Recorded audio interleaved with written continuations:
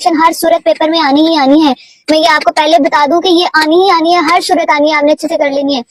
सिर्फ पंजाब बोर्ड के 9th class के बच्चों के लिए खुशखबरी है और उनके लिए मैं आज गेस्ट पेपर लेके आई हूँ। बाकी मैंने ओवरऑल पाकिस्तान का जो गेस्ट पेपर था, टारगेट पेपर, वो ऑलरेडी मैंने अपलोड कर दिया है, लिंक आपको डिस्क्रिप्शन में मिल जाएगा। तो चलिए जी शुरू करते हैं आज अपना गेस्ट पेपर। अस्सलामुअलैकुम रहमतुल्लाहि व बरकातुहू। Welcome to the physics teacher channel. आज मैं लेके आई हूँ आपके लिए बहुत ही बड़ी खुशखबरी कि आप 60 मार्क्स कैसे ले सकते हैं। लाहौर, गुजरात, फैसलाबाद, मुल्तान, भावलपुर, डेरा गाजी खान, रावलपिंडी, सरगोदा बोर्ड के बच्चे जो हैं वो इस पेपर को लाजमी देख लें, क्योंकि उनके पास टाइम भी कम है। तो आपको एक और चीज मैं बताती चलूं, कुछ लोगों को पता होगा, कुछ लोगों को नहीं पता होगा कि आपको 40 मार्क्स का इस दफा पेपर अटेम्प्ट करना ही पड़ेगा, क्योंकि पासिंग मार्क्स जो है वो रख दिए हुए हैं 40। उसके बाद आपको 60 नंबर का टोटल आपका पेपर होगा, जिसमें से आपको 40 नंबर तो हर सूरत लेने ही पड़ेंगे।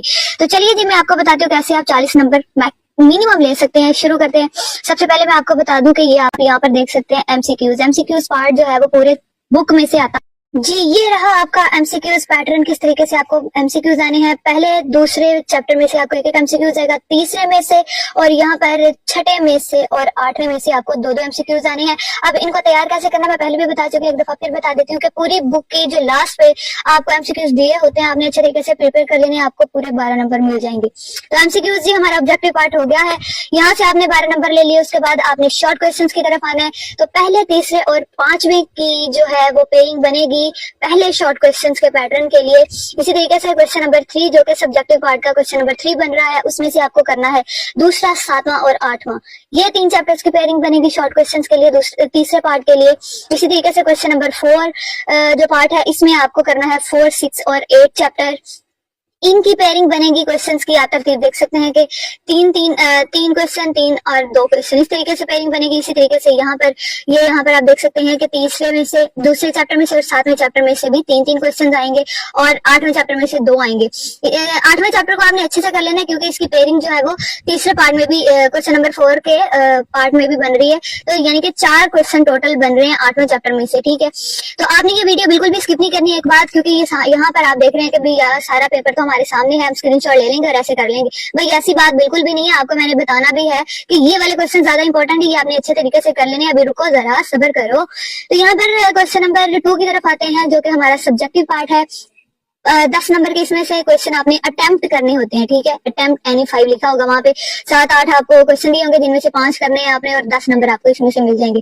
अब आपके पहले 5 चैप्टर अगर कवर हो जाएंगे तो आपके 2 पार्ट तो हो ही जाने हैं ऑलमोस्ट, ठीक है। अब मैं आपको बताती हूँ कि पहले चैप्टर में से 3 क्वेश्चन आने हैं, तीसरे में से भी 3 आने हैं, और जो 5वां चैप्टर है, बहुत सारे लोगों को लगता है कि ये निकल गया। भाई ऐसा नहीं हो सकता। जब तक फिजिक्स इस दुनिया में वजूद रख रही है, तब तक 5वें चैप्टर को आप छोड़ नहीं सकते, और ये तो आता ही रहेगा। तो चलिए जी, इसके बाद आते हैं हम क्वेश्चन नंबर 3 की तरफ, जिसमें से आपने फिर वैसे ही 5 क्वेश्चन अटेम्प्ट करने हैं। और वो कैसे करने हैं जी, काइनेमेटिक्स में से 3 आने हैं, काइनेमेटिक्स चैप्टर में से।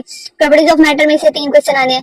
ट्रांसफर ऑफ हीट में से 2 क्वेश्चन आने हैं। इसी तरीके से आते हैं हम चौथे पार्ट की तरफ, जिसमें से भी आपने 5 क्वेश्चन अटेम्प्ट करने हैं, और इसी तरीके से चौथे चैप्टर और छठे में से 3 क्वेश्चन आएंगे, और थर्मल प्रॉपर्टीज ऑफ मैटर यानी 8वें चैप्टर में से 2 क्वेश्चन आने वाले हैं। एक और बात मैं जो आपको पहले बताती चलूं कि 8वें चैप्टर को आपने अच्छे से याद कर लेना, क्योंकि इसमें से 4 क्वेश्चन बन रहे हैं। तो आपने 4 नंबर अगर लेने हैं इनमें से, तो क्या करना है जी, 2 तो 4 8 नंबर बन जाएंगे आपके जी।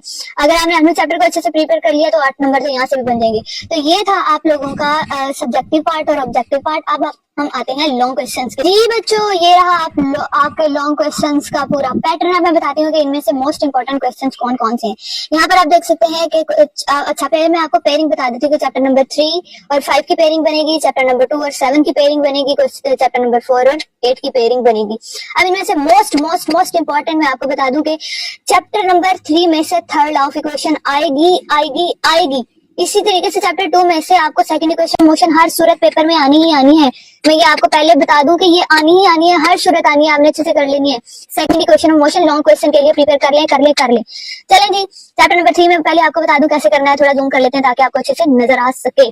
तो चैप्टर नंबर 3 में से आपने करना है लॉन्ग क्वेश्चन के लिए थर्ड लाइफ इक्वेशन। इसमें आपने इसकी डेफिनेशन करनी है, फॉर्मूला करना है और साथ ही साथ इसकी आपने एग्जांपल कर लेनी है। उसके बाद vertical motion of two bodies, ये आपने कर लेना है लॉन्ग क्वेश्चन के लिए। लॉ ऑफ कंजर्वेशन इंपॉर्टेंट है, ये कर लेना है। सबसे ज्यादा इंपॉर्टेंट था थर्ड लॉ ऑफ इक्वेशन, लेकिन छोड़ने हमने ये दो भी नहीं है बच्चों। सेंटीमीटर फोर्स आपने कर लेनी है शॉर्ट और लॉन्ग दोनों के लिए। एग्जांपल्स कौन सी आनी है? 3.3, 3.6 और 3.8।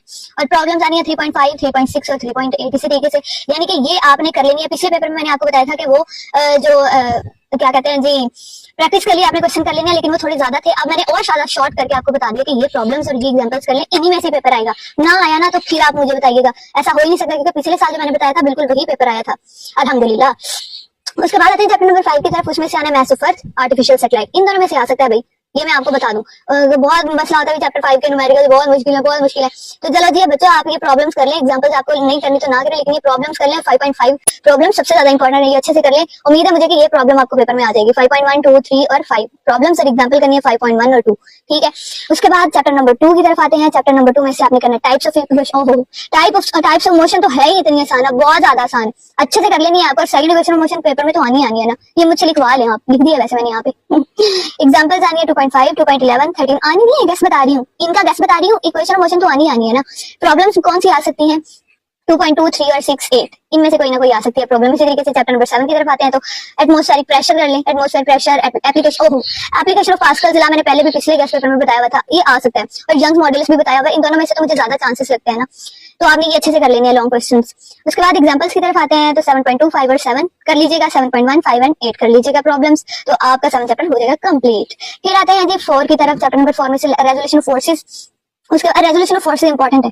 परपेंडिकुलर कंपोनेंट्स, ये आप स्क्रीन पर देख सकते हैं कि परपेंडिकुलर कंपोनेंट्स बहुत ज्यादा इंपॉर्टेंट है, ये भी आपने कर लेना है। सेंटर ऑफ ग्रेविटी या फिर कंडीशन ऑफ इक्विलिब्रियम, इन चारों में से लॉन्ग बन सकता है, तो ये आपने कर ही लेना है चैप्टर नंबर 4 में से। बाकी आपको एग्जांपल चलो जी छोड़ ही देते हैं, रहने दें, नहीं आएंगे आपको यार, यकीन करो मेरी बात का बच्चों। चैप्टर नंबर 4 में से एग्जांपल्स आप रहने दे करने को, खुश हो जाए। प्रॉब्लम्स कर लें आप 4 सिर्फ, 4.2, 3, 6 और 9 ये प्रॉब्लम्स आपने अच्छे तरीके से कर लेनी है, तो चैप्टर नंबर 4 भी आपका कवर हो जाएगा। उसके बाद चैप्टर नंबर 8 में स्पेसिफिक हीट ऑफ कैपेसिटी, ये तो मैंने वैसे भी शॉर्ट के लिए बताया कि आपने अच्छे तरीके से प्रिपेयर कर लेना है, तो वैसे भी आपका हो ही जाना है। तो स्पेसिफिक हीट ऑफ कैपेसिटी कर लेनी है। Latent heat of vaporisation, application of thermal expansion, ये आपने कर लेना है लॉन्ग क्वेश्चंस के लिए। शॉर्ट के लिए प्रिपेयर करना है तो लॉन्ग भी हो ही जाएगा। एग्जांपल्स आपने करनी है 8.5 एंड 6 और प्रॉब्लम्स करनी है 8.4, 5 एंड 7। ये जी आपका लॉन्ग क्वेश्चंस का पैटर्न है। आप ये वाला जो मेरा शॉर्ट सा सिलेबस है ये कर लीजिएगा। इंशाल्लाह ताला उम्मीद है कि आपको इसी में से पेपर आएगा। वीडियो अच्छी लगे तो सब्सक्राइब कीजिएगा। Thank you.